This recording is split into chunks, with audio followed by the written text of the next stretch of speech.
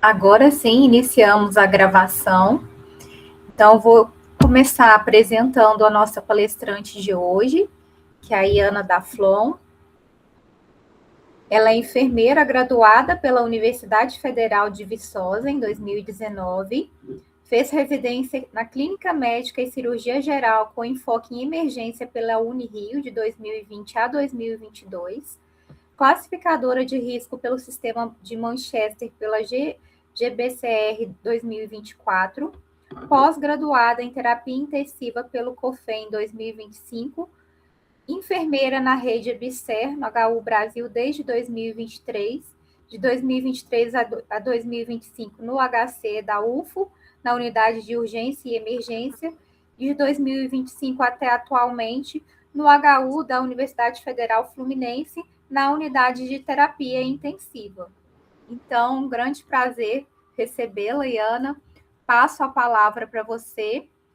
E as perguntas, como eu falei, podem ser direcionadas no chat. Ao final da apresentação, a gente vai ter esse momento para tirar as dúvidas. Até falei com a Malu também. Boa noite, pessoal. É uma honra, como eu já falei. Estava combinando com a Malu também. Se precisar, pode me interromper ali entre um slide e outro. Eu não vejo o menor problema. Talvez para ter uma sequência de raciocínio clínico aí para quem precisar, tá? Eu vou dar início aqui à apresentação. Vou jogar aqui pelo computador. Vamos ver se vocês vão ter acesso bonitinho. A gente treinou umas tecnologias sempre mistério. Vamos ver. Minha imagem está aparecendo já? Porque eu acho que a gente tem um delay. Aparece para mim bem antes do que aparece para vocês. Está carregando ainda. Agora apareceu para a gente. Deixa eu tentar diminuir isso aqui para não atrapalhar.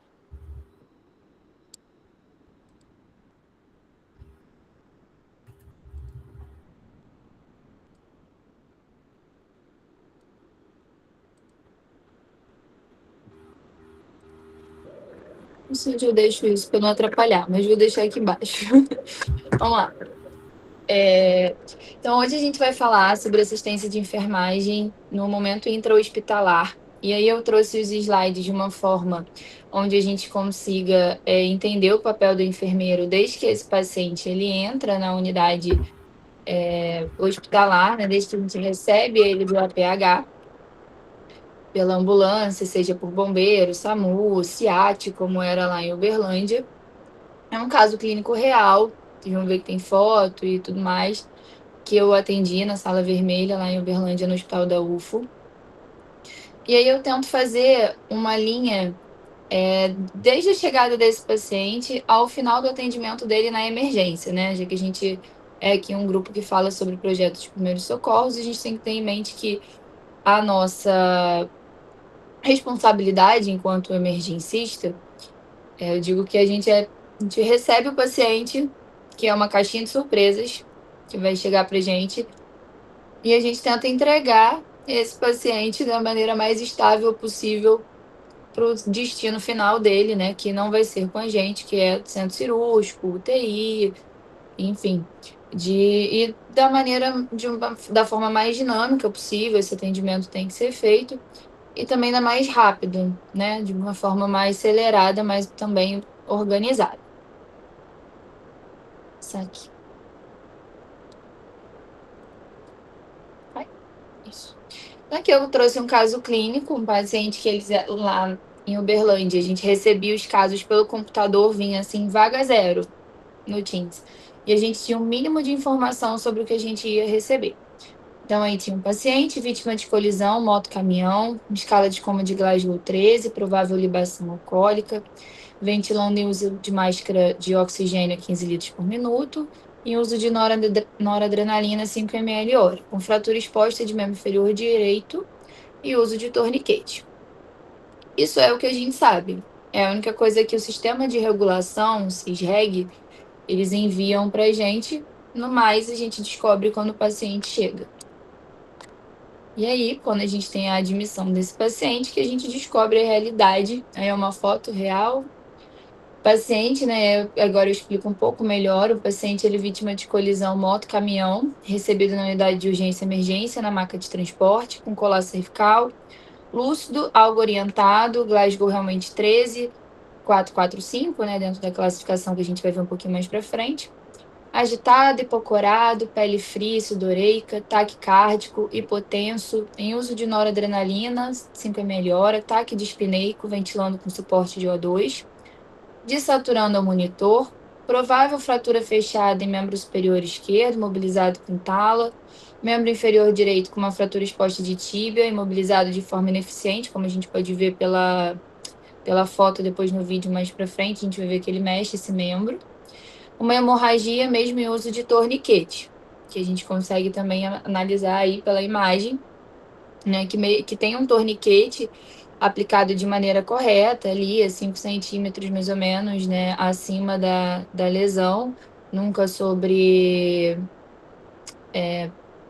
como que esqueci agora o nome que a gente fala, sobre dobra, né, sobre cotovelo, joelho, enfim. E eu ali a 5 centímetros acima, né, da lesão. Então a gente tem um torniquete e mesmo assim a gente tem um sangramento, que dá para ver ali pela foto. A equipe do transporte, né, lá o CIAT, relata a retirada do capacete em cena, com a aplicação do torniquete a 15 minutos. E aí é importante a gente ter esse tempo de torniquete, porque a gente precisa fazer uma reavaliação constante dessa pele, desse paciente, desse membro que está com o torniquete. Punção de acesso venoso periférico no membro superior esquerdo, administração de morfina e 1.000 ml de ring lactato. E assim que o paciente chega, a gente descobre toda essa historinha, aí a gente precisa fazer a classificação de risco desse paciente. Todos os pacientes que eles chegam na emergência, eles são classificados. E aí a gente tem lá em Uberlândia, por exemplo, a gente usava o protocolo de Manchester, né, que é o mais utilizado, é o mais adequado. Dentro do protocolo, a gente trabalha com alguns fluxogramas, e aí é importante a gente lembrar que a classificação de risco, ela é uma função exclusiva do enfermeiro, inclusive é para ser um enfermeiro apenas para fazer a classificação, ele não pode ser dividido para fazer outras demandas, isso é pela legislação do COFEN. O protocolo de Manchester, ele visa superestimar o risco do paciente, ou seja, para que a gente, superestimando, a gente consiga evitar mortes. A gente trata o paciente, a gente vai estar sempre classificando ele perante o pior cenário possível, para que a gente tenha uma classificação e um atendimento mais rápido e evite que esse paciente ele agrave, piore na classificação, piore no estado geral e venha a óbito. Então, dentro dos fluxogramas da classificação de Manchester, a gente tem para o politrauma, que seria a classificação de trauma maior. E aí a gente tem aqui no lado, tem o tempo de atendimento para cada classificação. O protocolo ele é bem simples e bem direto. Ele mostra ali no fluxograma, a gente já vai, trauma maior. Então, a gente começa a analisar o que a gente daria check. Se a gente der check em algum critério que está escrito ali, a gente já classifica esse paciente para a cor que está ao lado. Então, a gente já vai avaliar o paciente, obstrução de vias aéreas, o caso clínico informou? Não, então não, né? Ele estava ali com máscara, mas estava respirando, uma respiração inadequada, estava ataque dispneico, mas estava tendo uma respiração, não estava com nada obstruindo via aérea, não estava necessitando de uma intubação, pelo menos naquele momento. Mas a gente tem um paciente que tem uma hemorragia exsanguinante, tanto é que ele está com uma aplicação de torniquete. E se a gente volta no caso clínico e analisa os critérios que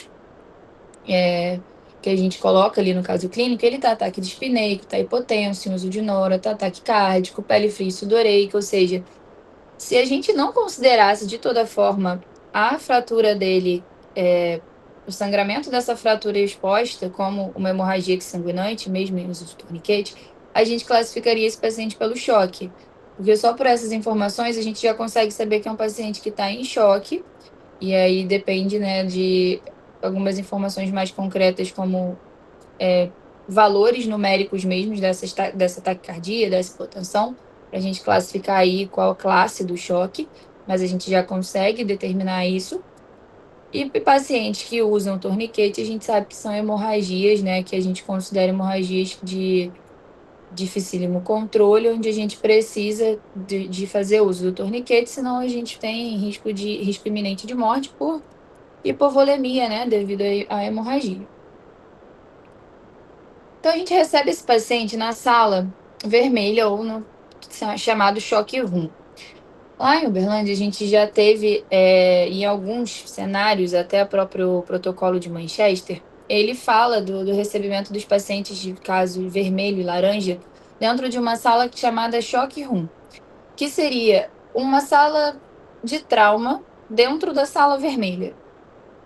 Isso está fazendo sentido. Mas dentro dessa sala do choque room, tudo que a gente precisa, ele está organizado ali dentro, de forma que a gente tenha ali um aparelho de ultrassom para poder fazer o FAST, a beira-leito, que a gente tenha o carrinho de parada, que a gente tenha raio-x, caso seja necessário, para ver uma drenagem de tórax, ver alguma outra questão que o paciente precise no momento.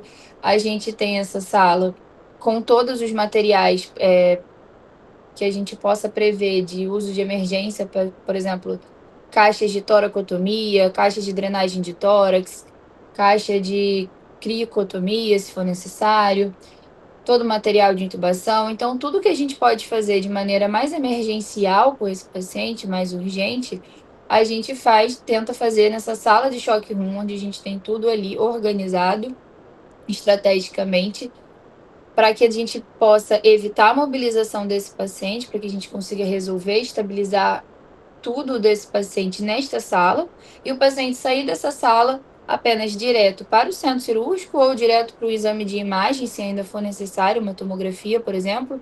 Então, até dentro da planta hospitalar, essa sala vermelha, e principalmente o choque room, ele precisa estar bem localizado, de modo que ele tenha fácil acesso a centro cirúrgico, UTI e tomografia. E aí, lá em Uberlândia, a gente, né, tinha essa sala de choque room, onde a gente recebia, primeiramente, os pacientes por ela.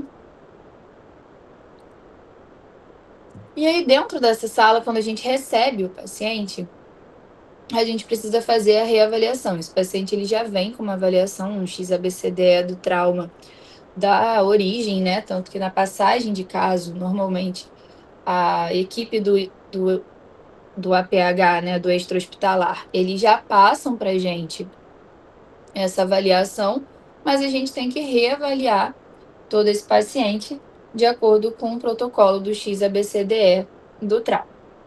E aí, meu Deus, desculpa, então.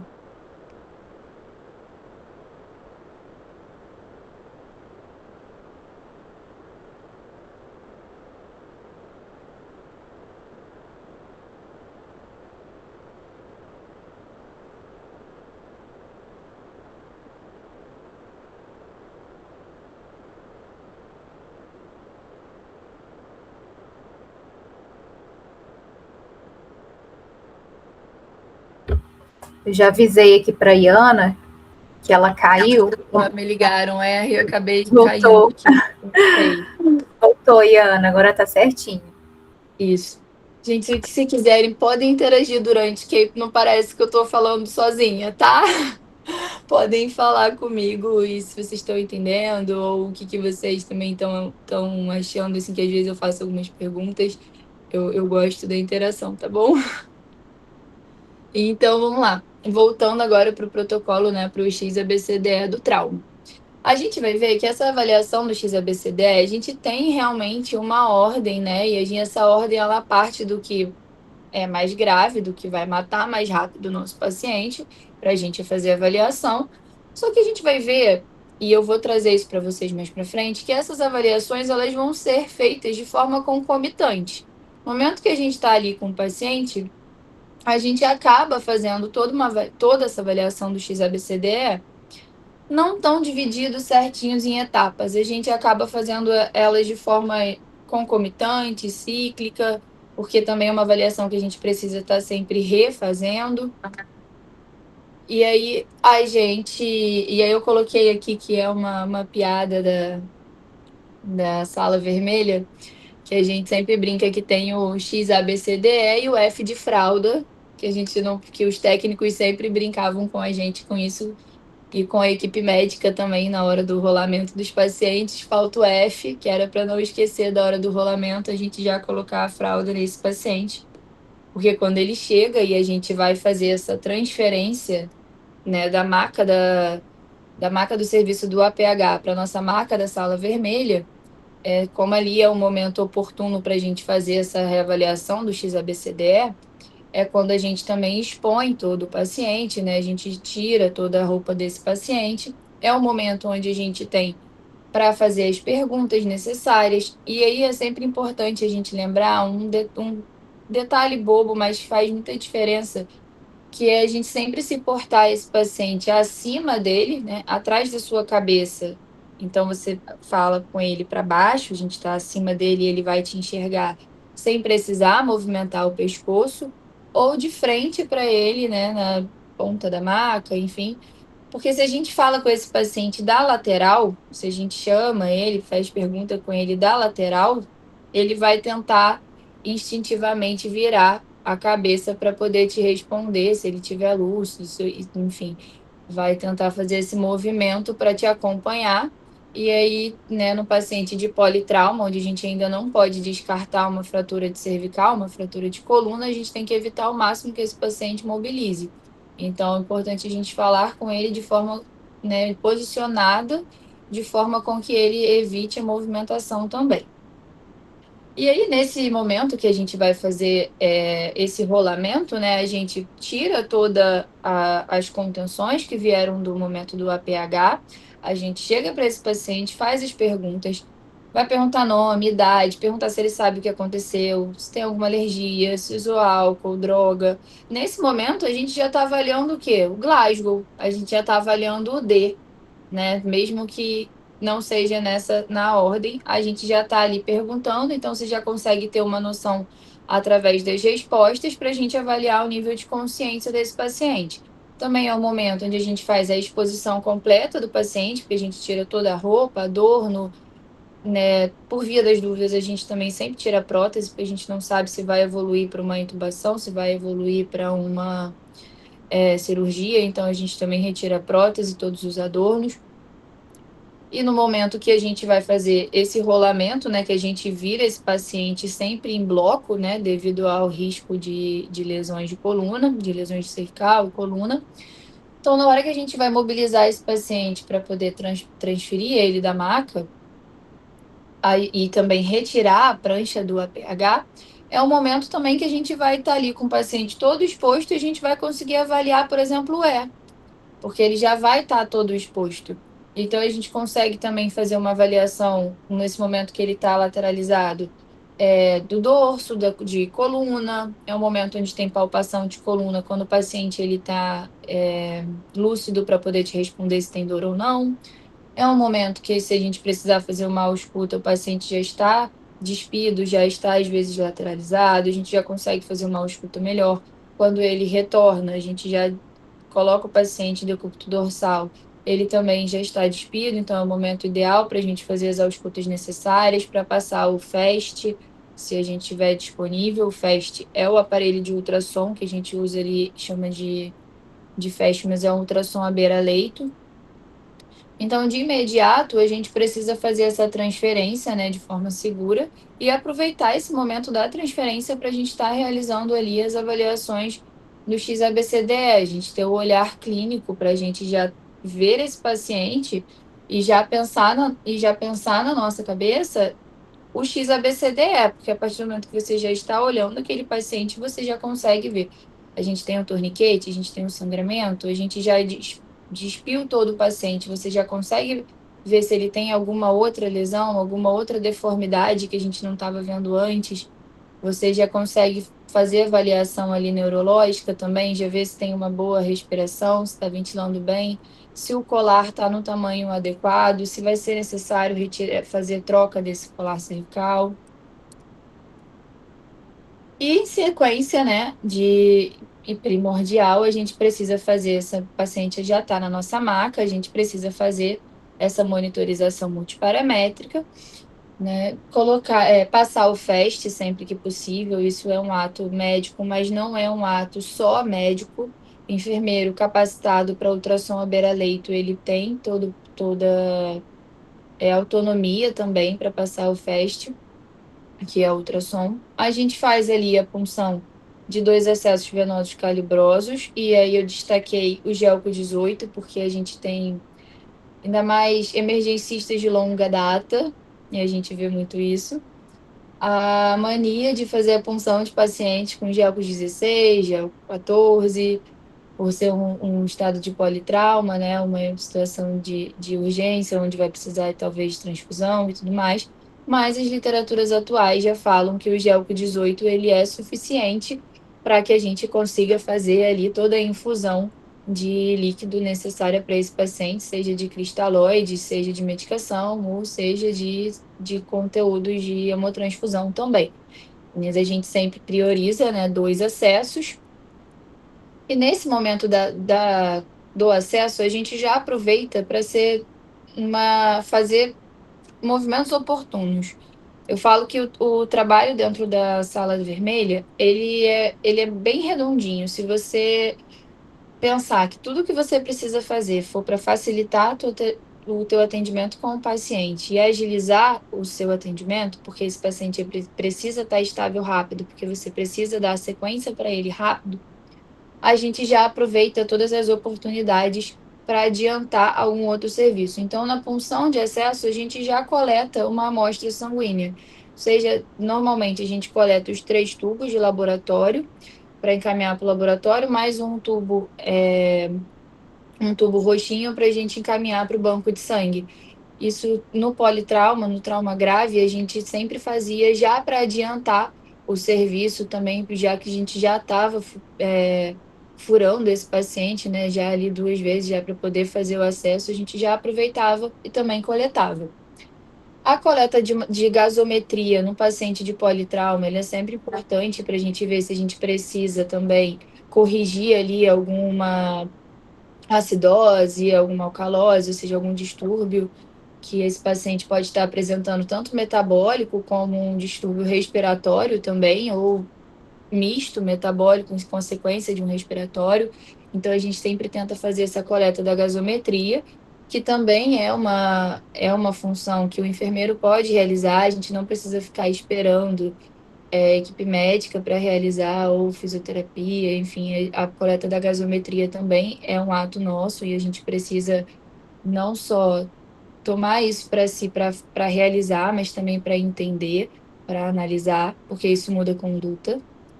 E também, sempre que possível, a gente já faz a punção da PAM, né, da pressão arterial invasiva nesse paciente. E aí eu vou ser muito sincera com vocês.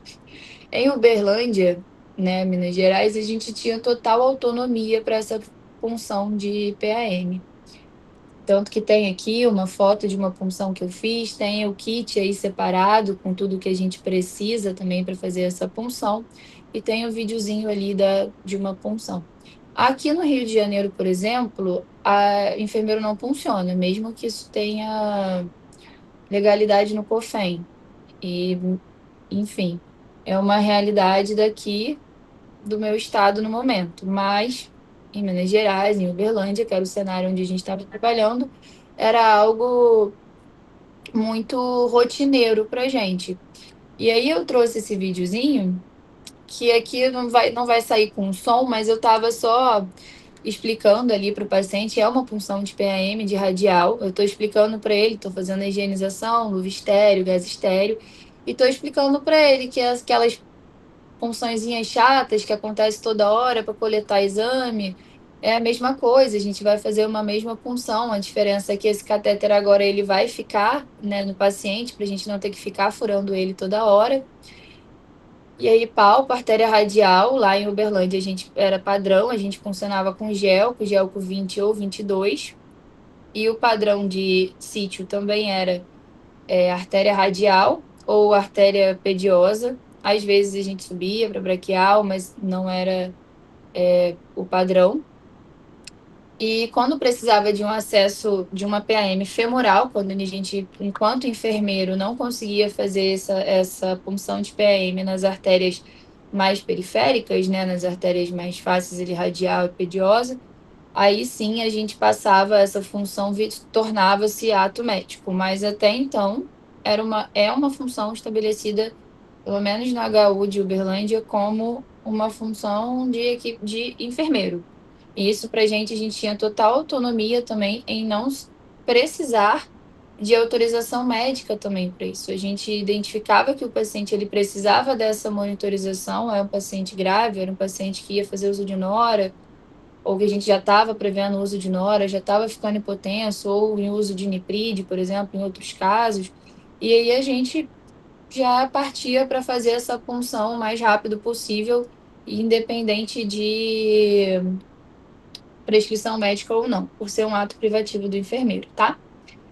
No videozinho ali que passou, estava só realmente funcionando, mostrando o paciente, e ele estava até falando que só se importava com os 5 minutos de fama da mão dele.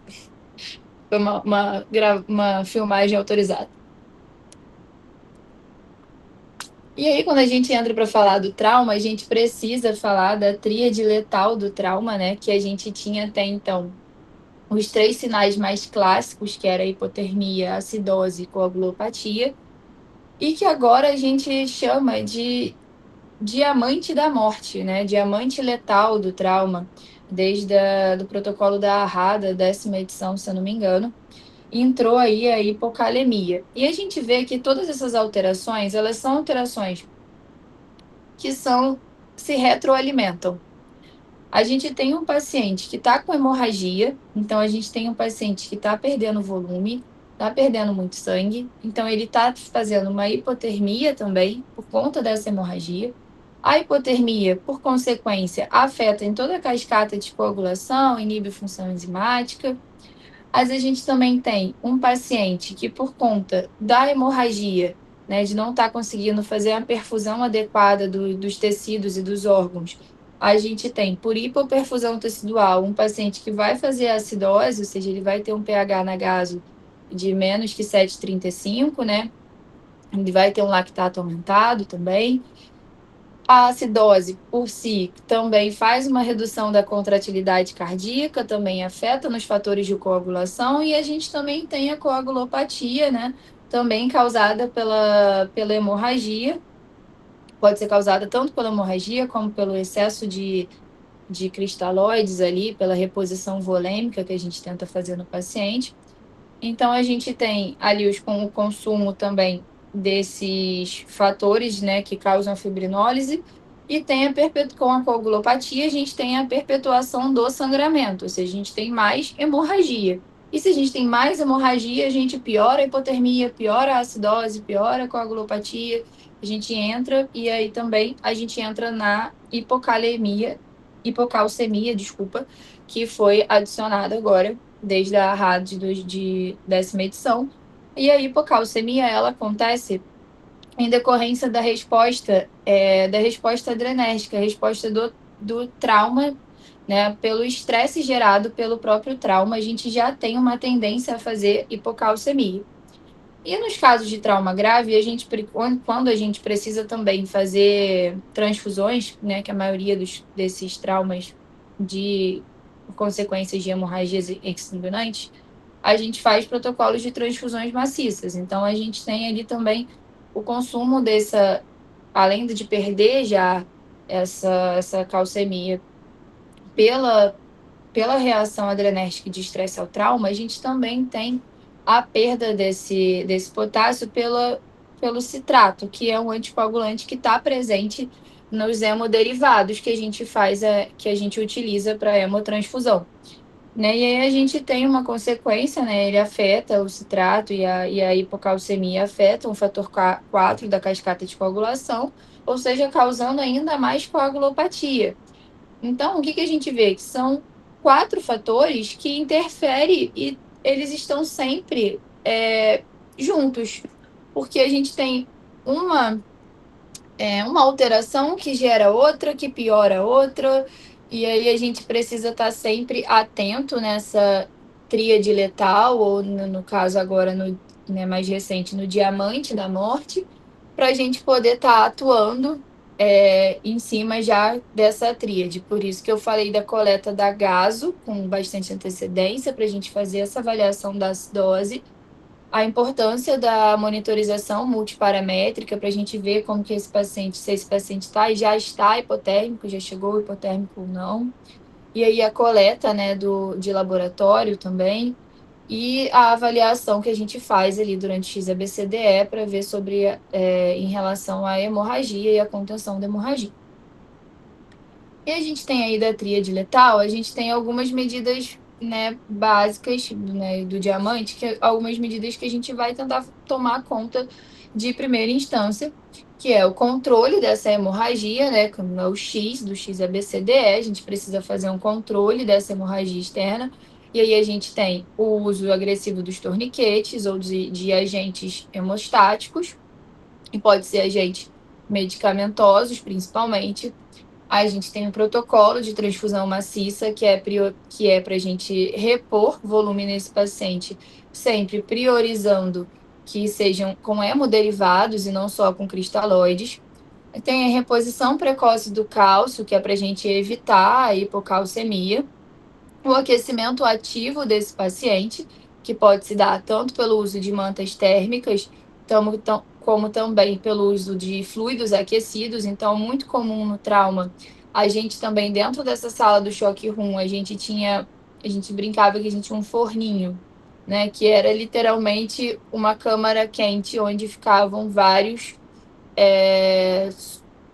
soro fisiológico, ringue lactato, principalmente, que sempre que a gente tinha um trauma grave, a gente priorizava fazer administração de volume nesse paciente com fluido aquecido. Então, a gente já utilizava esse fluido aquecido também para tratar a hipotermia. E o ácido tranexâmico, né, o Transamin, que é a administração precoce, normalmente esse paciente, a gente já recebe, quando é um caso de hemorragia exsanguinante, a gente já recebe com uma dose de Transamin realizada no APH, mas normalmente na prática clínica a gente vai ver que é refeita essa dose, e aí a gente tem, né, indicado pelos protocolos essa administração precoce para poder tentar reduzir esse sangramento, né, atuar na cascata de coagulação desse paciente. Então a gente faz uso desse Transamin, normalmente uma dose de 2 gramas já dentro do intra-hospitalar. Então a gente vai ver agora, eu vou passar a avaliação por etapa, para a gente meio que já pincelou toda uma avaliação do XABCDE. E aí agora eu vou tentar mostrar para vocês por etapa, separadinho, mas mesmo assim vocês vão ver que as coisas se repetem. Que se a gente já tem, desde o início, quando a gente recebe esse paciente, a gente já tem um olhar geral, né, um olhar total para esse paciente, já com a cabeça do XABCDE, a gente vai ver que isso essas etapas a gente já vai ter feito. Eu já vou ter falado delas até aqui, porque a gente já vai ter realizado quando a gente já fica com essa mentalidade de olhar o paciente como um todo e resolver o maior número de problemas que a gente consegue resolver, né, priorizar para resolver a maior parte dos problemas mais importantes desse paciente o mais rápido possível. Então, quando a gente fala do X, né, do X mais do C, que a gente está falando ali da contenção de hemorragia, e aí a gente vê que a contenção de hemorragia ela vai estar intimamente ligada ao tópico C, porque que é choque e a parte cardíaca desse paciente, né? Então, a gente vai conter a hemorragia e vai tratar o choque, ou seja, a gente vai estar vendo ali, vai estar atuando tanto sobre o X, tanto quanto sobre o C. Então, a gente vai avaliar esse torniquete, e aí é importante a gente ver o tempo de torniquete, por isso que eu coloquei lá no início, no primeiro slide. As literaturas dizem que a gente pode ter um tempo ideal ali de até 2 horas com torniquete, mas o que a gente vê na prática é uma avaliação do custo-benefício até esse paciente ir para o centro cirúrgico, se vale ou não a gente retirar esse torniquete.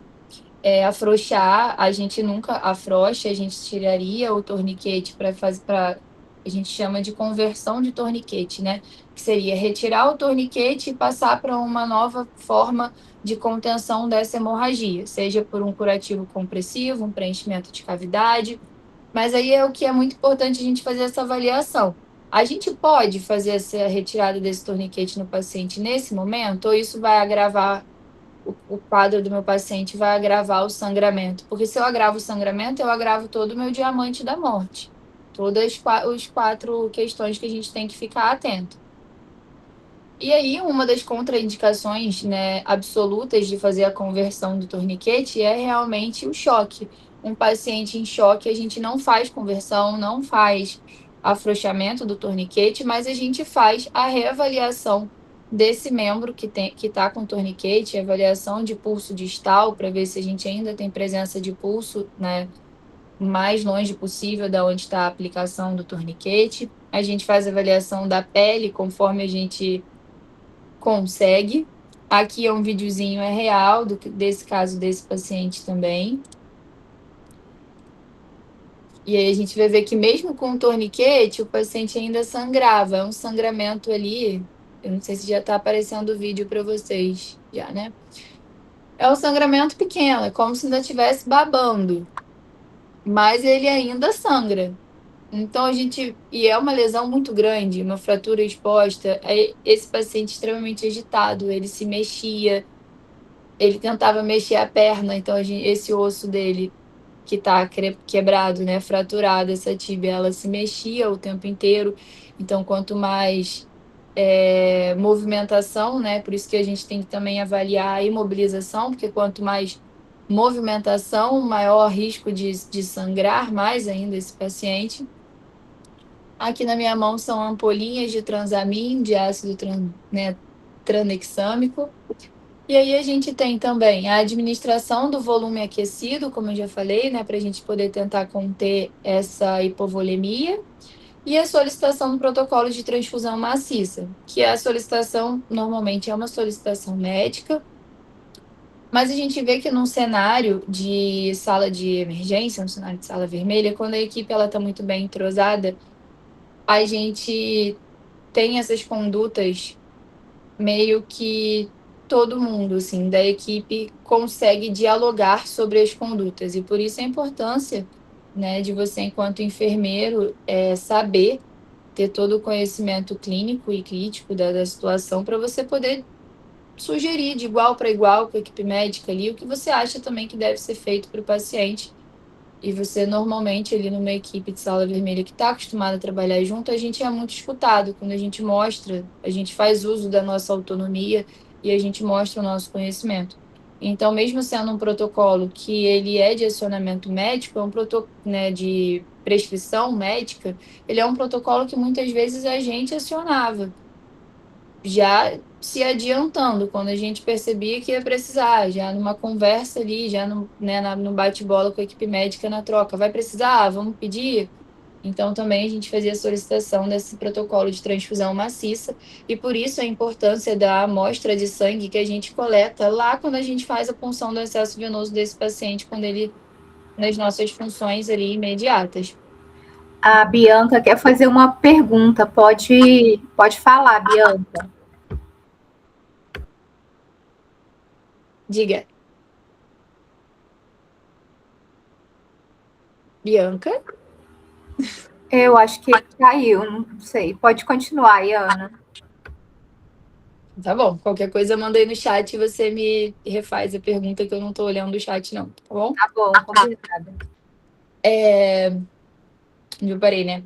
E por isso a importância que eu falei da gente se antecipar nas condutas, né? Dentro da sala vermelha, a gente tem sempre esse olhar de se antecipar nas condutas, de fazer o mais rápido, de fazer o mais necessário.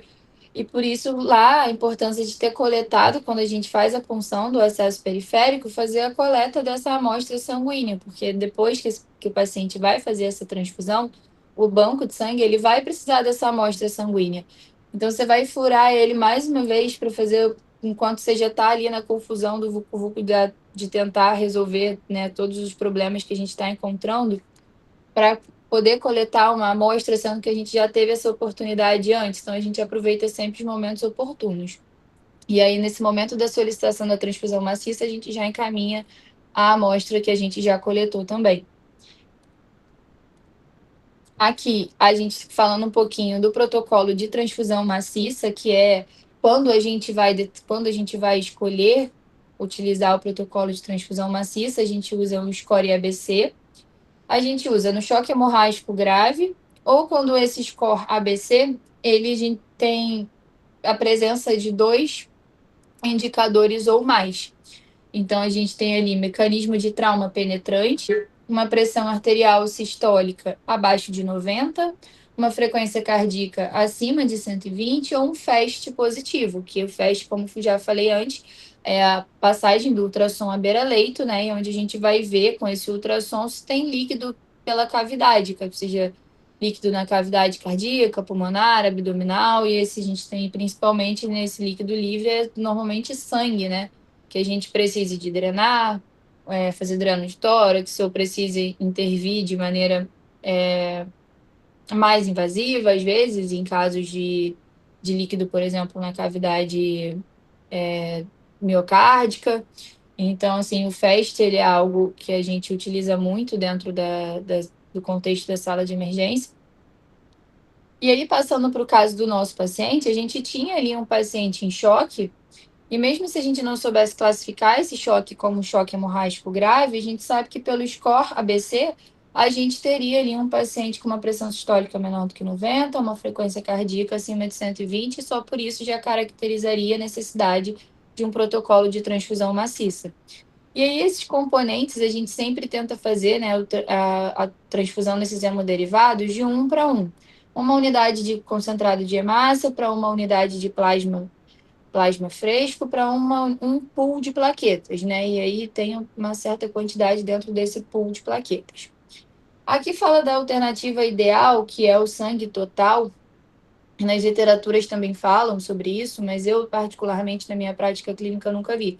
O que eu vejo na prática clínica é a gente realizar o protocolo 1 para 1, e normalmente o que vem de primeira etapa, que é o que a gente faz, a gente sempre pede meio, lá em Uberlândia pedia meio protocolo, meio PTM, então vinha 4 concentrados de hemácia, 4 plasmas frescos e 2 pools de plaqueta, e era o que a gente fazia de administração ali o mais rápido possível, enquanto a gente tentava fazer as outras medidas de estabilização desse paciente, para poder encaminhar esse paciente depois, né, para o seu destino. Chegou alguma pergunta, mas eu não consegui ver. Você consegue ver, Flávia? Você precisa que responda agora? Isso pode ser para o final? Pode ser no final. Beleza. Então, a gente já passando ali pela avaliação do X, né, que a gente viu que concomitante com a letra C, a gente passa para a avaliação do A, né, que é via aérea, mais coluna, então envolve a parte do colar cervical. Coloquei aqui a mensuração, né, da medida do colar, porque muitas vezes a gente vai receber esse paciente com um colar cervical que não está no tamanho adequado, ou seja, se ele não está no tamanho adequado, ele não está fazendo a contenção que ele precisa fazer da movimentação desse paciente, então a gente ainda está em risco desse paciente ter ali uma lesão, né, um trauma de cervical, um trauma de medula, enfim. Então, a gente faz normalmente essa troca do colar cervical por um colar de tamanho adequado. E ali tem o que eu mostrei da mensuração, né, do tamanho. A gente usa essa mensuração com os 3 dedos abaixo do pininho do colar para ver quantos dedos tem da altura do pescoço, né, da mandíbula até aqui no ombro, na linha clavicular, quantos dedos a gente tem aqui, quantos dedos a gente vai ter de distância necessária no colar cervical para a gente ver o tamanho que a gente vai utilizar desse colar.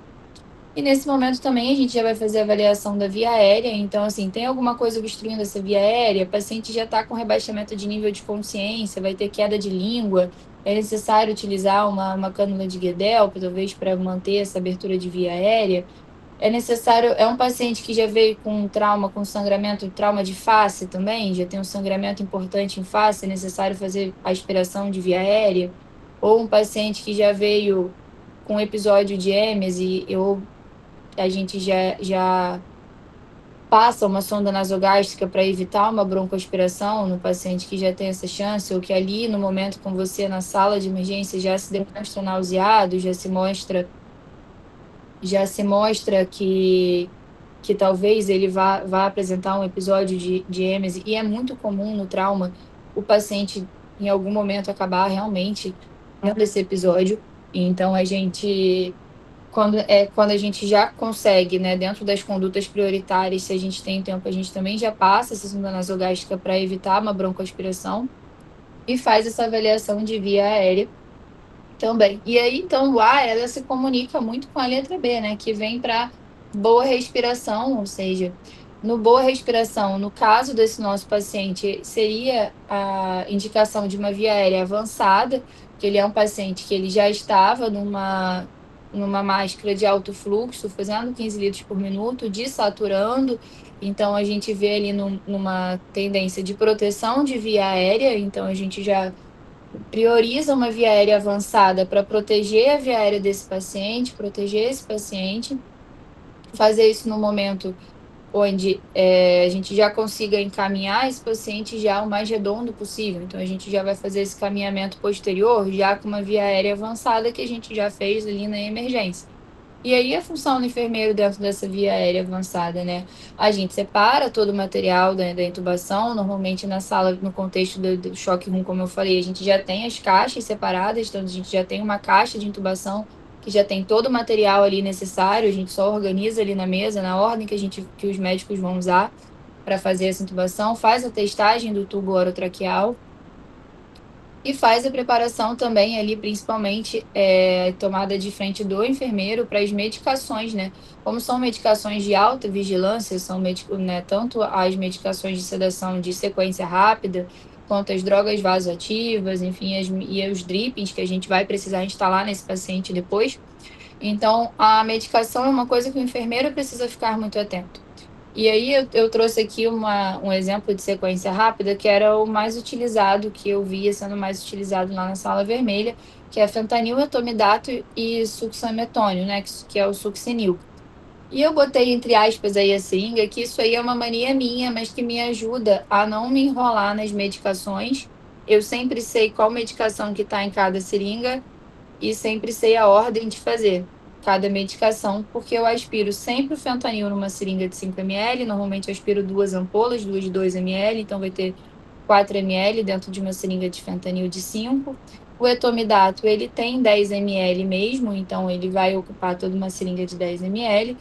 E o succinil a gente vai reconstituir e vai aspirar, ele vai ter ali também 10 ml, mas eu já aspiro ele numa seringa de 20, que isso aí já é uma mania minha, que eu estou só passando para vocês mesmo, que foi uma forma que eu encontrei de estar sempre organizada na sequência rápida, para eu não me perder de qual droga que está em qual seringa, né, no momento de agitação, e também para eu saber a ordem. Eu sei que a gente, na hora de fazer a administração dessa sequência rápida de intubação, a gente vai fazer sempre da seringa menor para a seringa maior, que é a que a gente vai estar sempre fazendo nessa ordem: fentanil, etomidato, succinil, né, de acordo com a função de cada droga dentro da sequência rápida ali. Então, é necessário que seja nessa ordem, e foi uma forma que eu encontrei para deixar mais fácil o entendimento.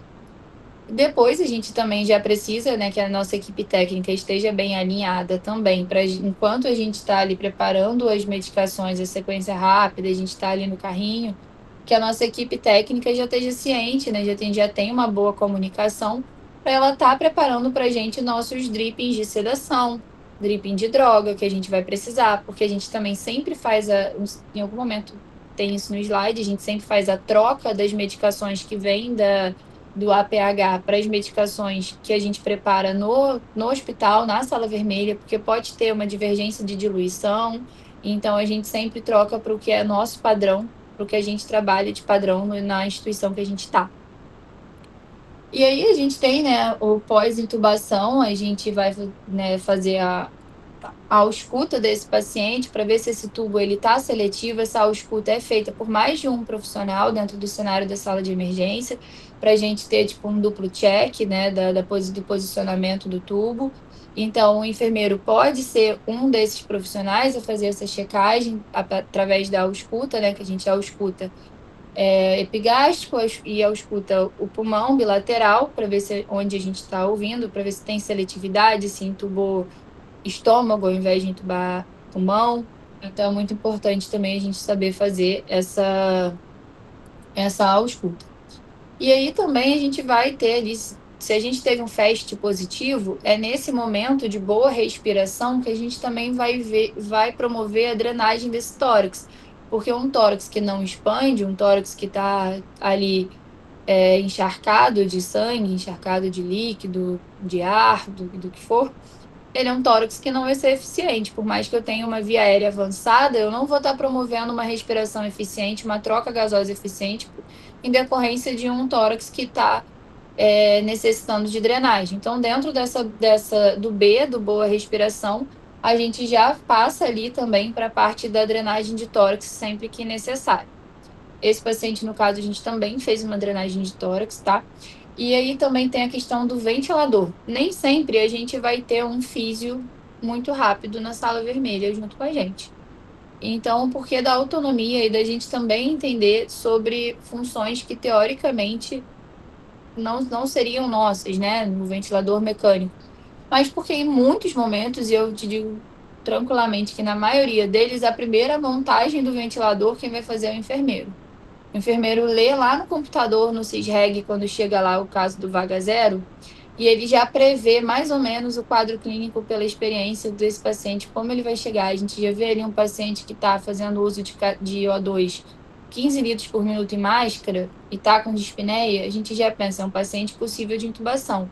Então, a gente já deixa preparado para receber esse paciente como? Com o ventilador já montado. Se esse paciente precisar de realmente ser intubado, esse ventilador ele já está montado, ele já está pré-programado com um parâmetro ali básico, né? A gente normalmente deixa ele ciclando a volume controlado, coloca o volume dependendo ali do peso do paciente, normalmente uns 400, deixa como vai ser em sequência da intubação que a gente vai usar, a gente mantém a FI de O2 em 100% até que tenha um novo parâmetro de gasometria para a gente fazer as alterações.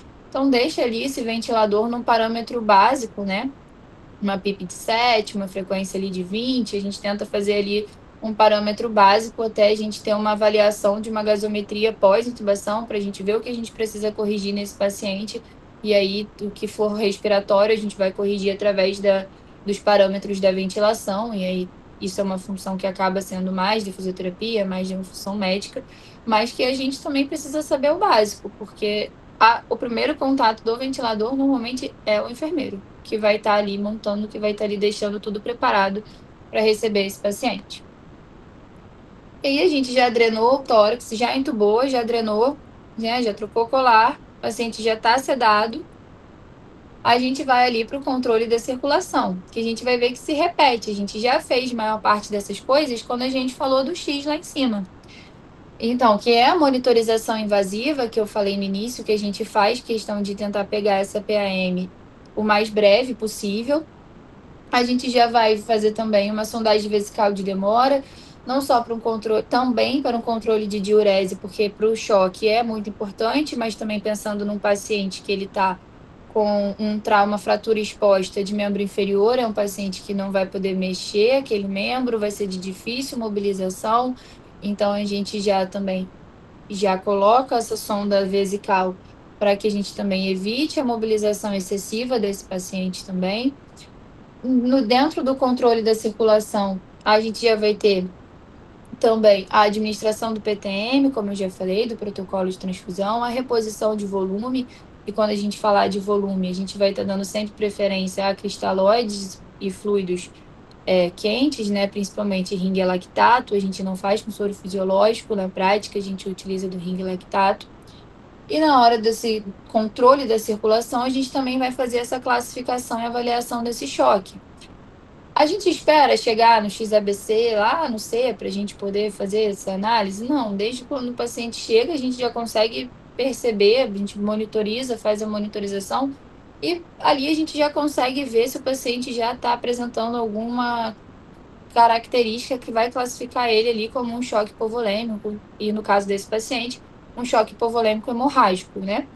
Então, é um paciente que, para a gente, ele chegou agitado, chegou ansioso. É um paciente que chegou para a gente num choque classe 2, mas que durante as condutas, durante o atendimento, apresentou ali um rebaixamento de nível de consciência, de agitado, e muito agitado, muito confuso, que já são sinais também de alteração, né, de Glasgow, de alteração de nível de consciência, ele passa a ser um paciente que vai ficar letárgico, um paciente que antes estava gritando com você, tentando mexer a perna loucamente, mesmo contida, que está tentando se desvencilhar do colar cervical, está gritando, está falando que está com dor, ele vai passar a ser um paciente que vai ficar quieto.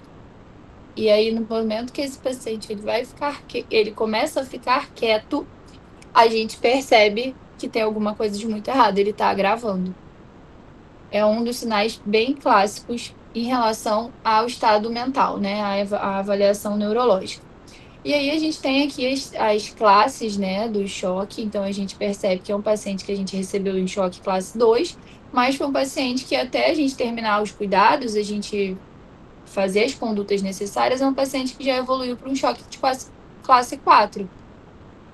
Né? Já ficou letárgico, já estava muito hipotenso, já estava em colapso circulatório, então a gente precisou fazer todas aquelas medidas de combate ao choque, de combate ao diamante letal do trauma. E aí no D a gente tem a avaliação neurológica, que a gente vai ver que é uma das primeiras coisas, ele é o D, mas acaba que é uma das primeiras coisas que a gente faz, porque assim que o paciente chega, a gente tenta um contato com ele, né? A gente fala: oi, seu fulano, sabe o que aconteceu? Tá tudo bem? Tá com dor? Sentindo alguma coisa? Então ali a gente já tem uma noção, né, do estado da classificação de Glasgow. E a escala de Glasgow, ela é a padrão ouro para a gente fazer essa avaliação neurológica. E a escala, ela parte, né, de 4 princípios. A gente verifica se tem algum impedimento para a gente poder fazer essa avaliação, né? Por exemplo, às vezes um paciente com trauma de face, ele não vai conseguir te responder, e aí é um impedimento mecânico, a gente não vai conseguir dar uma nota para essa classificação. Um paciente que está com a fratura ali exposta de tíbia, uma fratura fechada de membro, ele não vai conseguir obedecer comando motor. Então, uma classificação que vai ser não testável. Então, primeiro a gente verifica, né? Depois a gente observa o que o paciente traz para a gente, observa se ele já te responde, se ele já está acordado, já está de olho aberto, se ele já faz as coisas, os critérios da classificação de Glasgow sozinhos.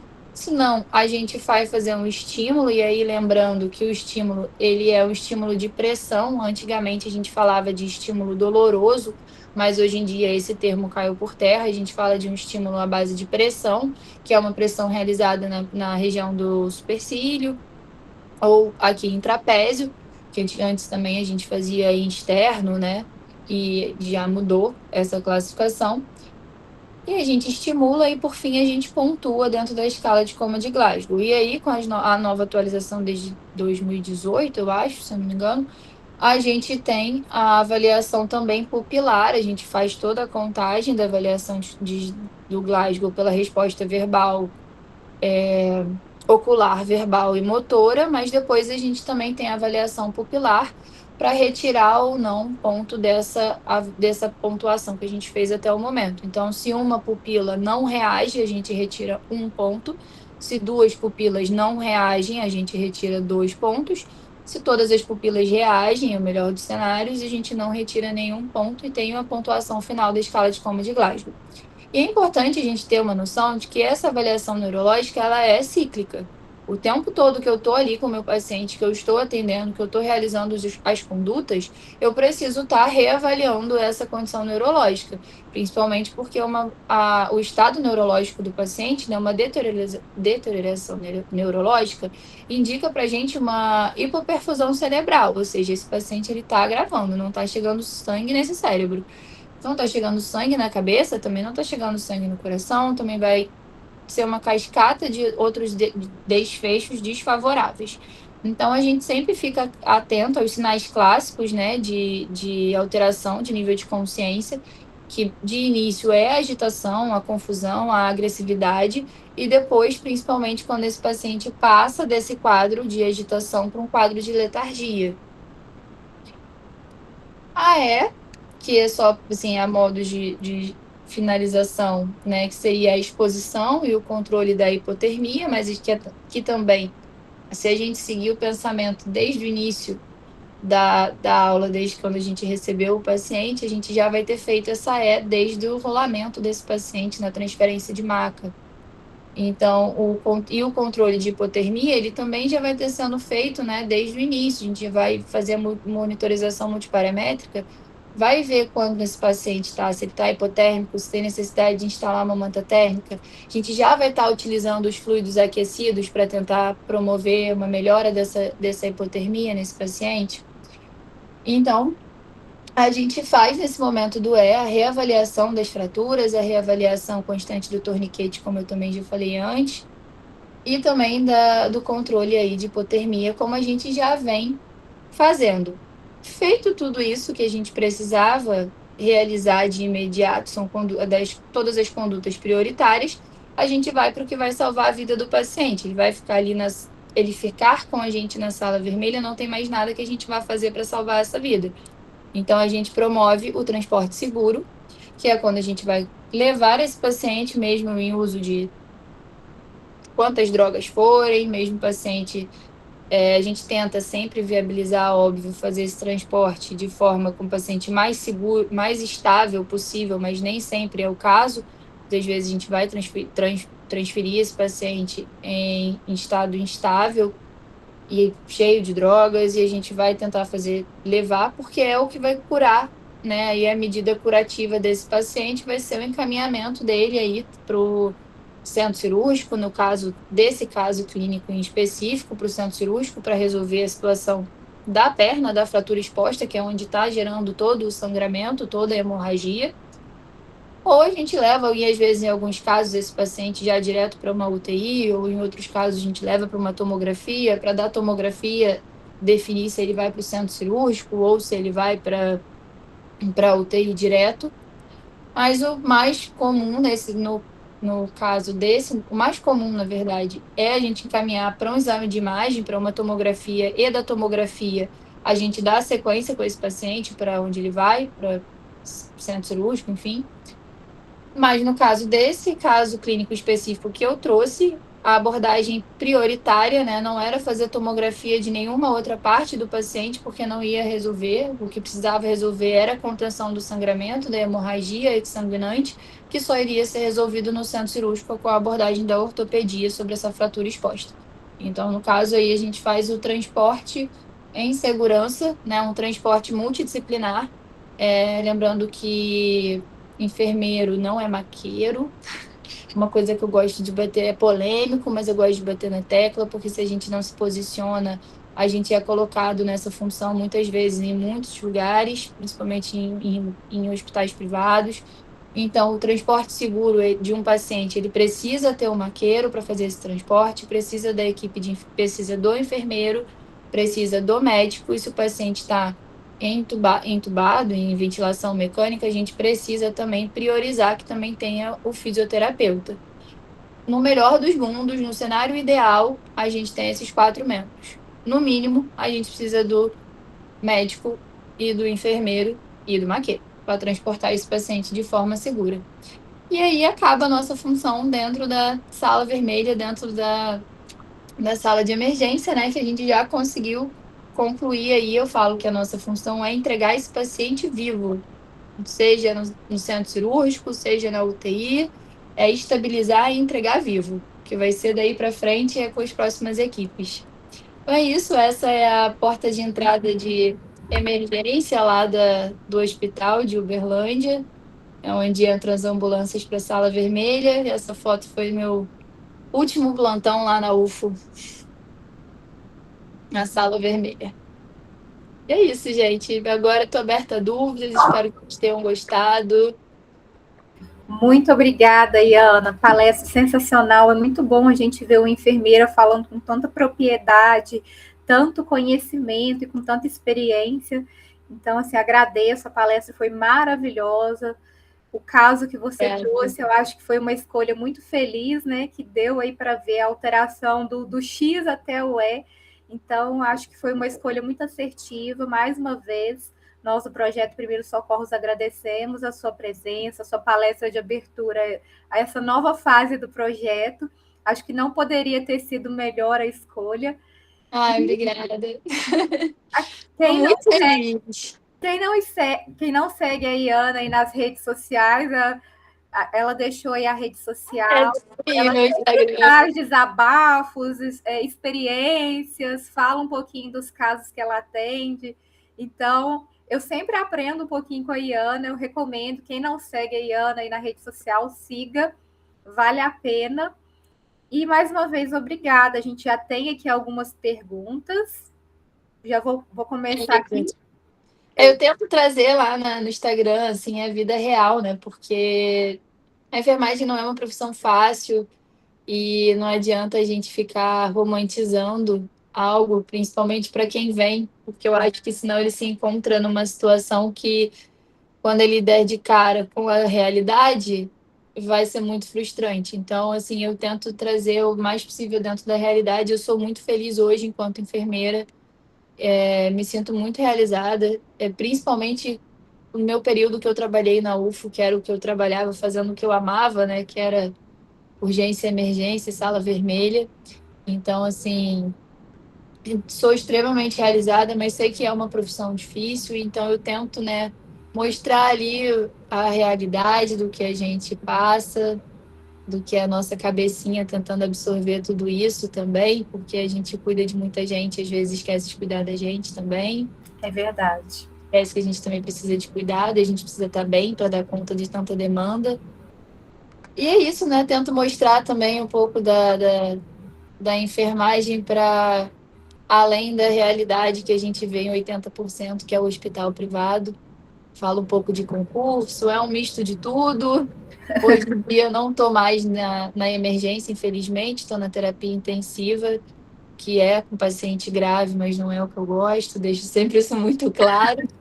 Mas tenho ali, a gente vai trazendo os casos na medida do possível, trago muita questão também de concurso, então segue lá, mais tarde eu coloco umas questões relacionadas ao trauma também. Ai, que ótimo. Então vamos às perguntas. Primeiro é aqui, ó, como que você avalia o impacto da implementação dos protocolos na ampliação da autonomia do enfermeiro dentro da sala vermelha e quais os principais desafios para que esses protocolos eles sejam de fato implementados? Pergunta muito boa. Então, esses protocolos eu acredito que é extremamente necessário, porque se a gente não tem um protocolo que te assegura do que você está fazendo, em algum momento aquilo pode estourar errado na sua mão. Por mais que você esteja fazendo tudo certo, por mais que você tenha. E aí a situação que eu passo, por exemplo, aqui no Rio de Janeiro, eu tenho o COFEN que me permite fazer punção de PAM, eu tenho o COFEN que me permite coletar gasometria, mas eu não tenho um protocolo institucional que me permite fazer isso. Então, eu não posso passar por cima, mesmo que a minha legislação permita, eu não posso passar por cima do protocolo institucional, porque senão eu estou indo contra meu lugar de trabalho determina que eu devo fazer. Então, assim, para a gente ter autonomia, a gente precisa que esses protocolos eles sejam feitos, sejam instalados, mas a gente também precisa que os enfermeiros queiram ter essa autonomia. A gente precisa que eles, principalmente, queiram ter esse trabalho, porque muita gente vê as funções que chegam apenas como mais um trabalho, né? Mais uma mão de obra para você ter ao longo do seu plantão. E esquece que por muitas vezes você poder tomar certas decisões, você ter respaldo para você tomar certas decisões, para você tomar frente de fazer funcionar uma PAM, instalar uma droga, pedir um raio-x de sonda, liberar uma sonda ou não, enfim, vários protocolos que a gente tinha lá em Uberlândia que davam muita autonomia, a gente vê que isso muda toda a conduta, né? Todo o trabalho, o desfecho ali com o paciente, não só na sala vermelha, porque a gente para de ficar necessitando de uma segunda categoria para a gente poder trabalhar. Então, a gente consegue desenrolar grande parte dos problemas dos pacientes que ficam enrolados, e aí falando não só de sala vermelha, mas principalmente uma UTI, uma sala de estabilização depois, que às vezes ficam enrolados porque a gente precisa de uma canetada de outra profissão. E quando a gente tem esses protocolos bem esclarecidos, bem aplicados, a gente consegue trazer um cuidado mais bem feito a esse paciente, né? E já se antecipar, já promover ali várias condutas que serão necessárias para o manejo eficiente desse paciente. E o que eu acho que é um grande desafio é realmente tanto o desafio dentro da nossa classe profissional, né, dos enfermeiros, fazerem uso dessa autonomia, pegarem se enxergarem dentro dessa autonomia, mas também a própria instituição, né? Porque, infelizmente, por mais que a gente venha diminuindo a questão médico-cêntrica, as instituições ainda são muito médico-cêntricas. E eu nem vejo um problema muito grande, por exemplo, na própria classe médica. Não, isso dentro da minha realidade da emergência não era um problema. Pelo contrário, eu via que a equipe médica, se eles estavam com enfermeiros com uma equipe de enfermagem que eles confiavam, eles ficavam super felizes e satisfeitos de terem menos uma função, de poderem ir lá fazer as prescrições, ficar olhando o gaso, laboratório, enquanto a gente estava debruçado fazendo função de PAM. Era menos uma.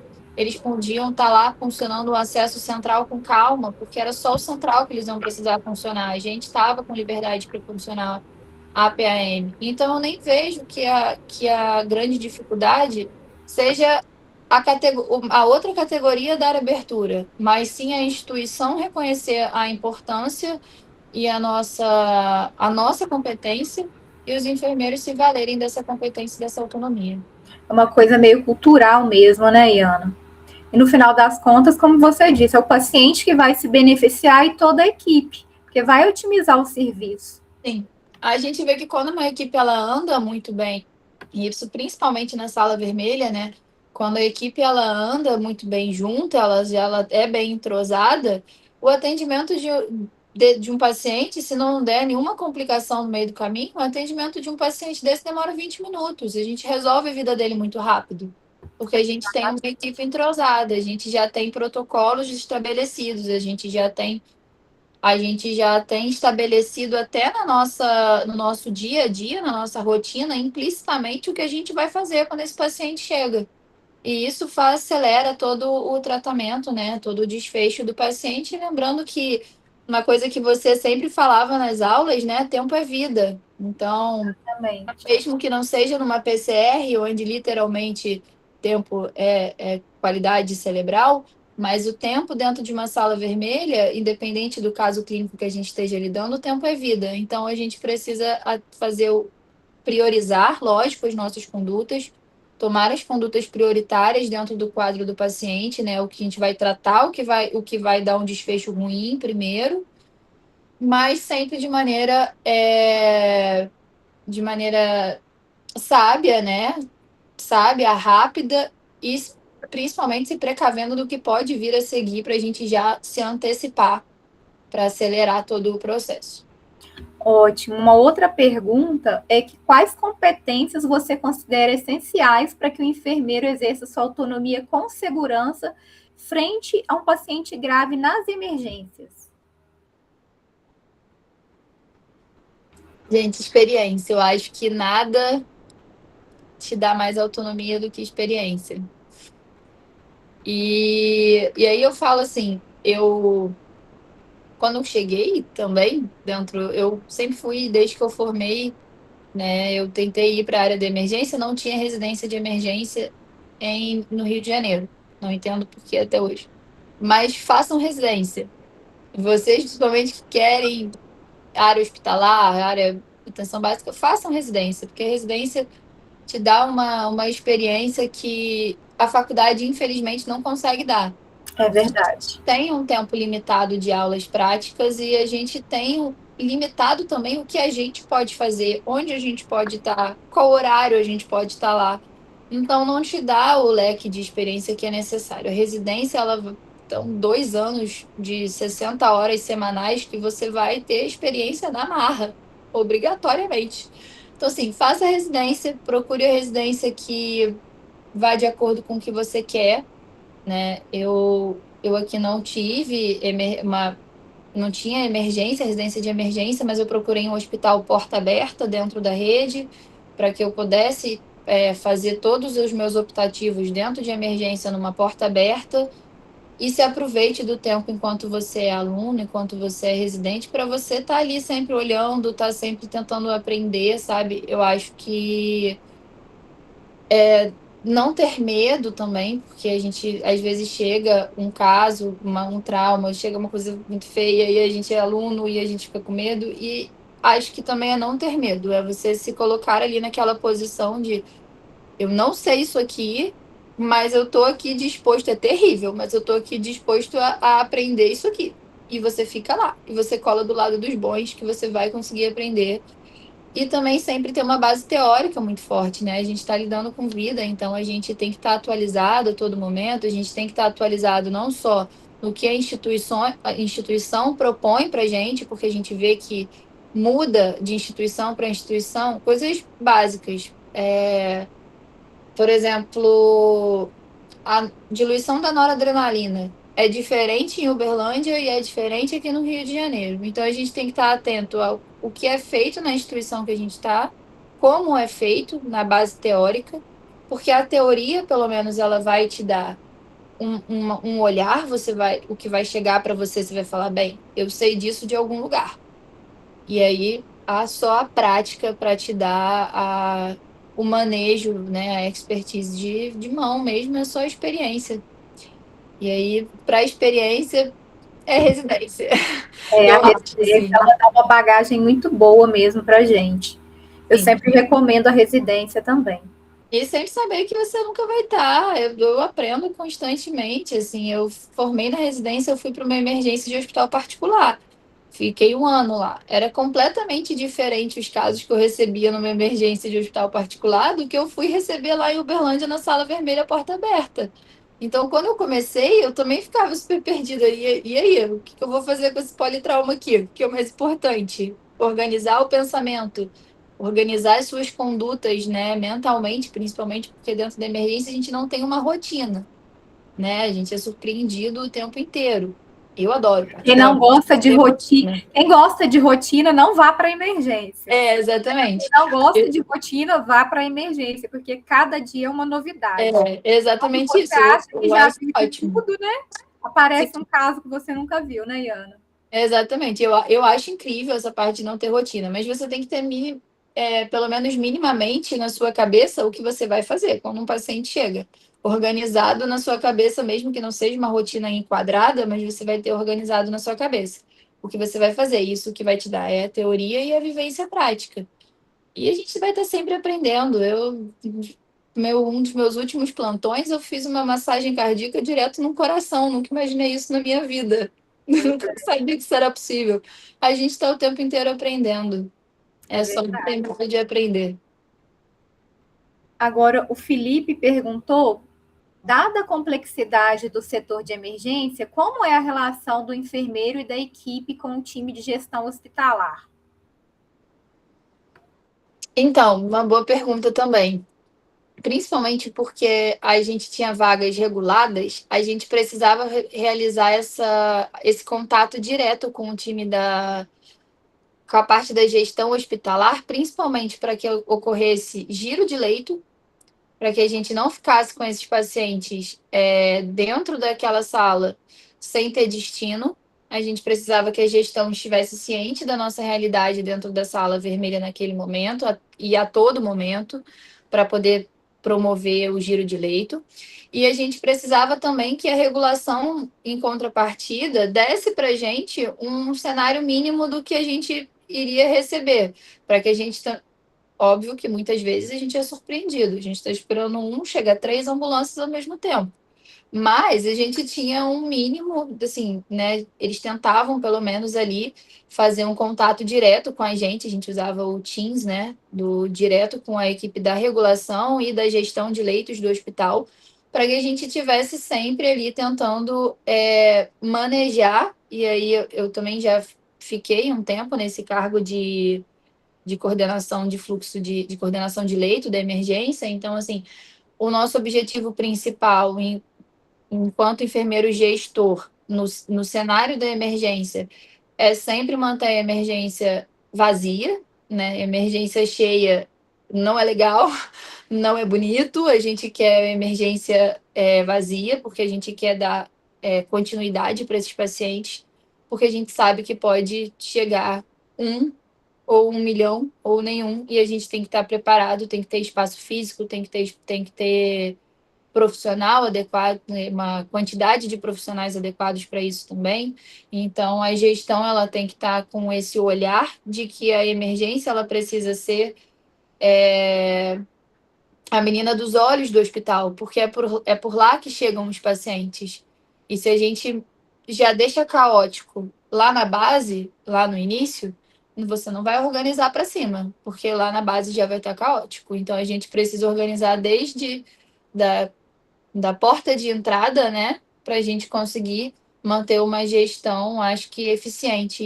E para isso é necessário que a gestão esteja sempre em contato com os profissionais da linha de frente para ver como está a realidade do cenário.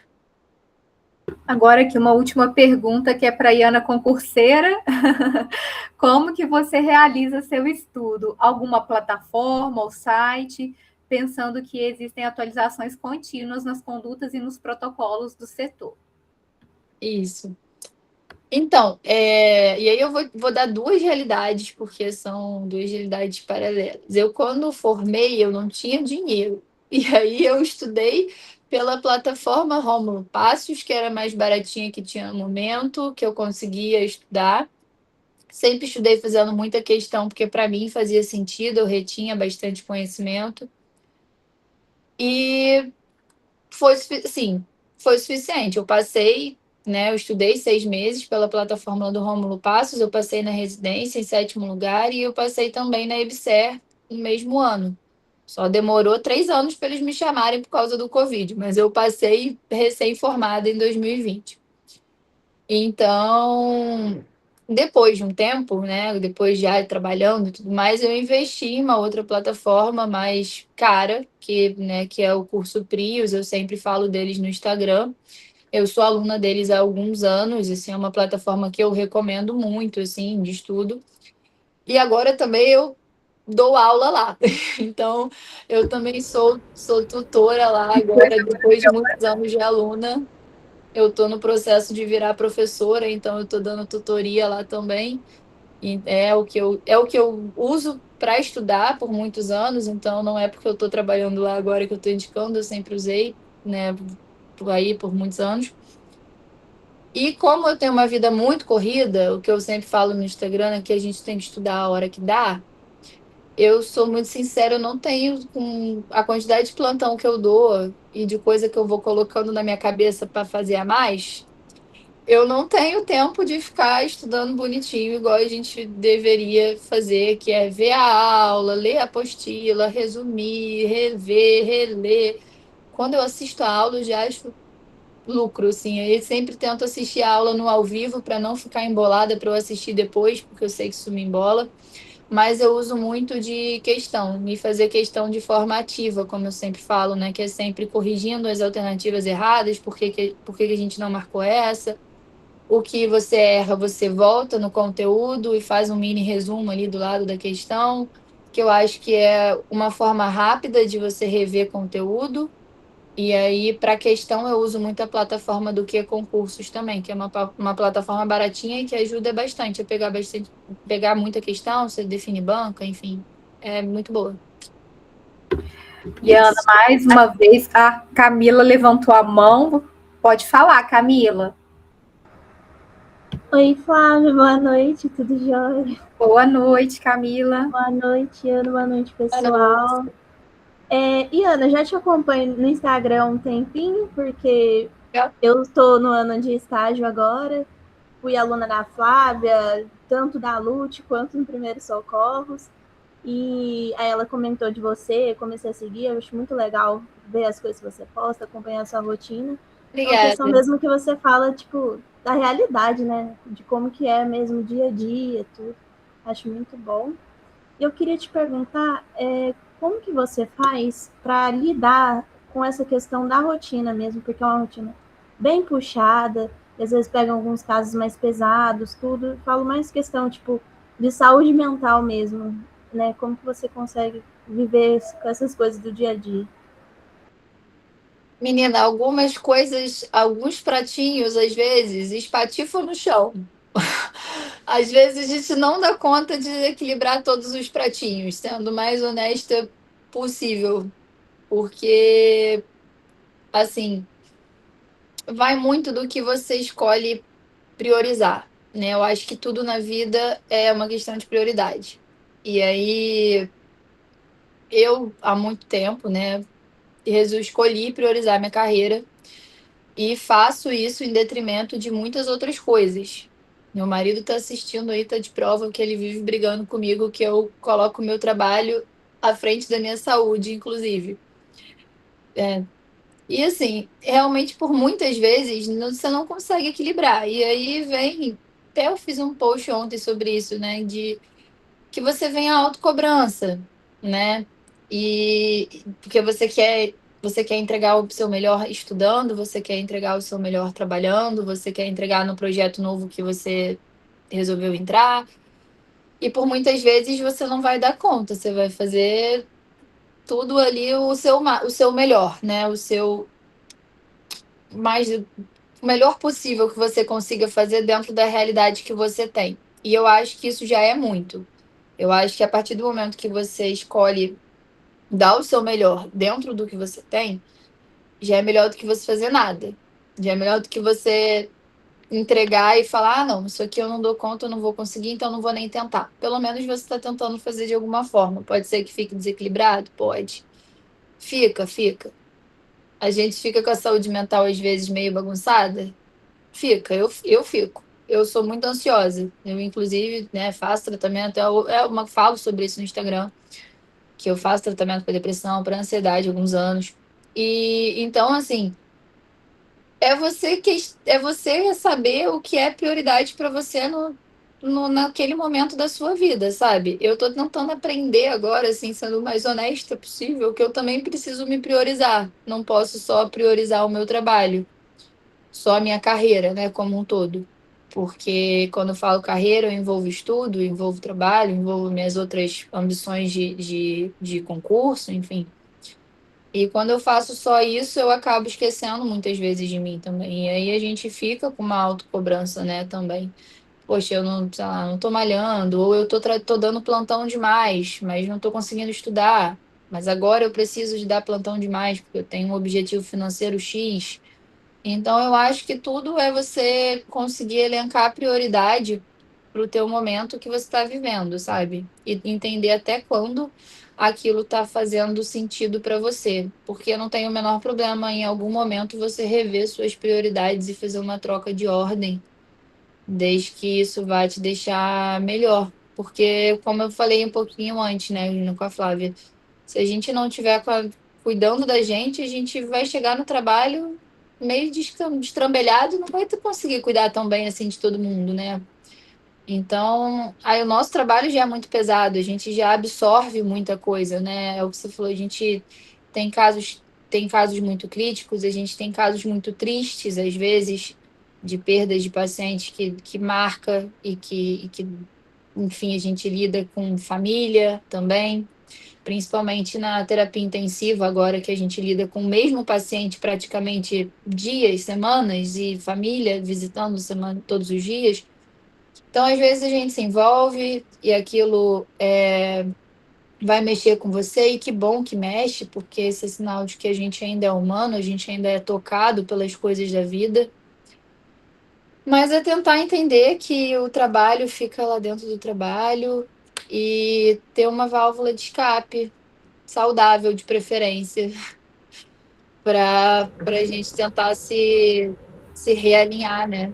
Se se trazer de volta para si mesmo, quando vê que a cabeça ficou meio abalada.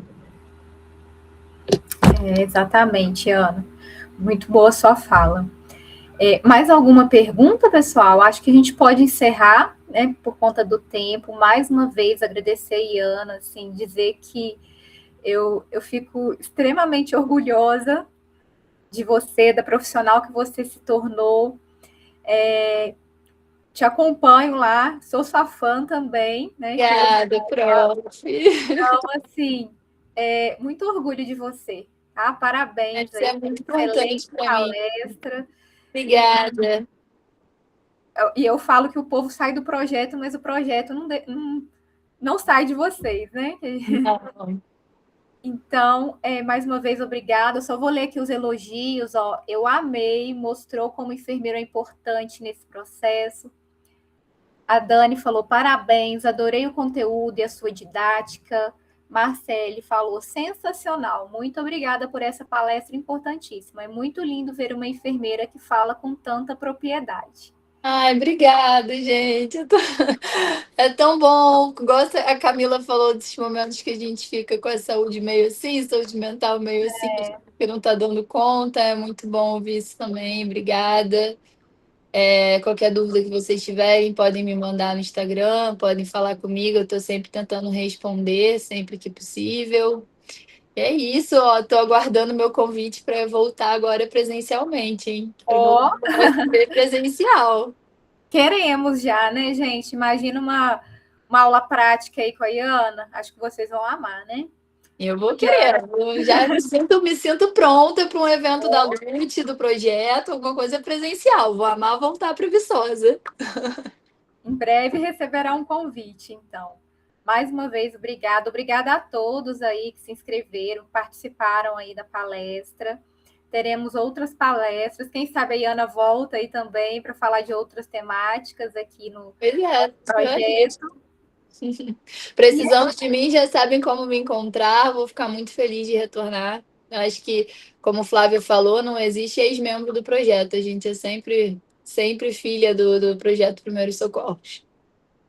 Muito obrigada a todos. Obrigada em especial a Iana. E a gente vai se despedindo aqui. Vou encerrar Obrigada, aqui a gravação. Tchau, tchau. Tchau, tchau, pessoal. Obrigada. Beijo.